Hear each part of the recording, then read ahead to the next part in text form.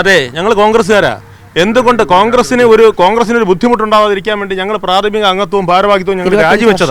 അവർ seat വാങ്ങുകയും എന്നിട്ട് CPM-ന് ജയിക്കാനുള്ള ഒരു അവസരമാണ് ഉണ്ടാക്കി കൊടുക്കുന്നത്. തിരുവനന്തപുരം കോർപ്പറേഷനിലെ പുഞ്ചക്കരി വാർഡ് RSPക്ക് കൊടുത്തതിൽ പ്രതിഷേധിച്ച് മുൻ കോൺഗ്രസ് കൗൺസിലർ കൂടിയായ കൃഷ്ണവേണി ഇവിടെ ഒരു മത്സരത്തിനിറങ്ങിയാണ്. മുൻ കൗൺസിലർ, ജനകീയ കൗൺസിലർ എന്നൊക്കെ പറഞ്ഞാണ് പ്രചരണത്തിൽ ഇറങ്ങുന്നത്. ഈ മത്സരം പാർട്ടി നേതൃത്വത്തിനെതിരാണോ? പാർട്ടി നേതൃത്വത്തിനല്ല, RSPക്കെതിരാണ്. കഴിഞ്ഞ 5 വർഷക്കാലമായിട്ട് RSPക്ക് ആൾക്കാരില്ലാത്തൊരു വാർഡാണ്, കോൺഗ്രസ് പ്രാതിനിധ്യമുള്ള ഒരു വാർഡാണ്. 25 വർഷമായിട്ട് അവർ സീറ്റ് വാങ്ങുകയും എന്നിട്ട് CPM-ന് ജയിക്കാനുള്ള ഒരു അവസരമാണ് ഉണ്ടാക്കി കൊടുക്കുന്നത്. അത് കഴിഞ്ഞ് ആ നിൽക്കുന്ന സ്ഥാനാർത്ഥികൾ 2 മാസം കഴിയുമ്പോൾ വീണ്ടും CPM-ലോട്ട് പോകുന്ന ഒരു ചരിത്രമാണ് കഴിഞ്ഞ 5 വർഷക്കാലമായിട്ടുണ്ടാകുന്നത്. അതിനെതിരായിട്ടാണ് മത്സരിക്കുന്നത്. പാർട്ടി പ്രവർത്തകരുടെ പിന്തുണ നിങ്ങൾക്കുണ്ടോ? ഈ വാർഡിലെ എല്ലാ പാർട്ടിക്കാരുടെയും പിന്തുണ എനിക്കുണ്ട്. കോൺഗ്രസ് പാർട്ടിയുടെ എല്ലാവരുടെയും പിന്തുണയുണ്ട്. നിങ്ങൾ മുമ്പ് 2 തവണ കൗൺസിലറായി എന്ന് പറഞ്ഞു, ഒന്ന് പറയാമോ? തിരുവല്ലം വാർഡിൽ കോൺഗ്രസിൻ്റെ കൗൺസിലറായിരുന്നു 2010-15. 15-20 ഇവിടെ RSPക്ക് സീറ്റ് കിട്ടുകയും സ്ഥാനാർത്ഥിയില്ലാതെ ഇവർ ആളന്വേഷിച്ച് നടക്കുന്ന സമയത്ത് DCC നേതൃത്വം പറഞ്ഞതനുസരിച്ച് RSPയുടെ സ്ഥാനാർത്ഥിയായി മത്സരിച്ചു. 684 വോട്ടിൻ്റെ ഭൂരിപക്ഷത്തിൽ വിജയിച്ചു. അപ്പോൾ ഇങ്ങനെ എന്തുകൊണ്ട് ഇക്കാര്യങ്ങളും കോൺഗ്രസ് നേതൃത്വത്തെ അടക്കം ബോധ്യപ്പെടുത്താൻ നിങ്ങൾക്ക് കഴിയുന്നില്ല എന്നൊരു ചോദ്യമുണ്ട്. തദ്ദേശ തെരഞ്ഞെടുപ്പിന് നേതൃത്വം കൊടുക്കുന്നത് ശ്രീ K മുരളീധരൻ, മുൻ KPCC പ്രസിഡന്റ്, അദ്ദേഹമാണ്. അദ്ദേഹത്തിനോട് സംസാരിച്ചു. ഇന്നത്തെ DCC പ്രസിഡന്റ് ശ്രീ ശക്തൻ സാറിനോട് സംസാരിച്ചു. UDF കൺവീനറായിട്ടുള്ള PK വേണുഗോപാലിനോട് സംസാരിച്ചു. അദ്ദേഹം അടക്കം, ശരചന്ദ്ര പ്രസാദ് അടക്കം, ഇവിടെ കോർ കമ്മിറ്റി ചെയർമാനായിരിക്കുന്ന മണക്കാട് സുരേഷ് അടക്കമുള്ള നേതാക്കൾ പരിപൂർണമായി ഞങ്ങൾക്ക് വാക്ക് തന്നു.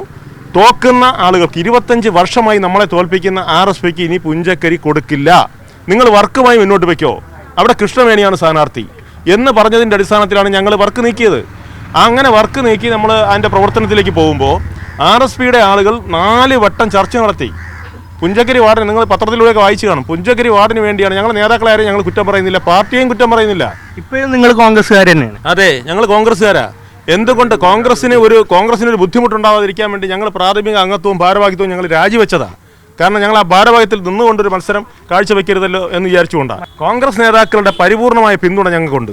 കാരണം ഞങ്ങൾ എല്ലാവരും കോൺഗ്രസ്സാണ്. ഇവിടെ പൊതുരംഗത്ത് പോലും ഇല്ലാതെ, ഇവിടെ ആർക്കും അറിയാത്ത ഒരാളിന് അവരുടെ സാമ്പത്തിക ലാഭം മാത്രം ലക്ഷ്യമിട്ടുകൊണ്ട് ഈ സീറ്റ് RSP കോൺഗ്രസ് പാർട്ടിയോട് ചോദിക്കാതെ എഴുതി കൊടുത്തതിൻ്റെ പേരിൽ പിന്നെ കോൺഗ്രസ് നേതാക്കൾ പറഞ്ഞ എന്താണ്, ഞങ്ങൾ അറിയാതെ തന്നെ ഒരു സീറ്റ് എഴുതി കൊടുത്തു, ഇനി നിങ്ങളെ ഇഷ്ടം പോലെ ചെയ്തോ.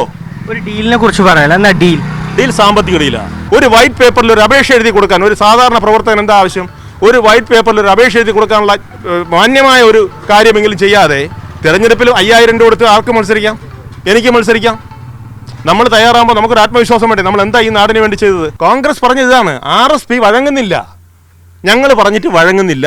RSP എങ്ങനെയാണ് വഴങ്ങുന്നത്? RSPയുടെ പ്രാദേശിക ഡീൽ വേറെയാണല്ലോ. ആളുകളിൽ നിന്ന് കിട്ടുന്ന റെസ്പോൺസ് വളരെ നല്ല രീതിയിലുള്ള പ്രതികരണമാണ്. ഞാൻ മാറാതിരിക്കണം എന്നുള്ള ഒരു അഭ്യർത്ഥന മാത്രമേ അവർക്കുള്ളൂ. ഞാൻ വീണ്ടും വരണം എന്നുള്ള സന്തോഷത്തിലാണ് എല്ലാവരും. അത് എനിക്കും എൻ്റെ കൂട്ടുകാർക്കും എല്ലാം വളരെ സന്തോഷത്തിലാണ് ഞങ്ങളെല്ലാവരും. മുൻ കൗൺസിലറാണ് കൃഷ്ണവേണി. ആ അർത്ഥത്തിൽ തന്നെയാണ് തെരഞ്ഞെടുപ്പിനെ നേരിടുകയും ചെയ്യുന്നത്. ക്യാമറ പേഴ്സൺ സാദിഖ് പാറക്കലിനൊപ്പം സഫാൻ VP, മീഡിയ 1, തിരുവനന്തപുരം.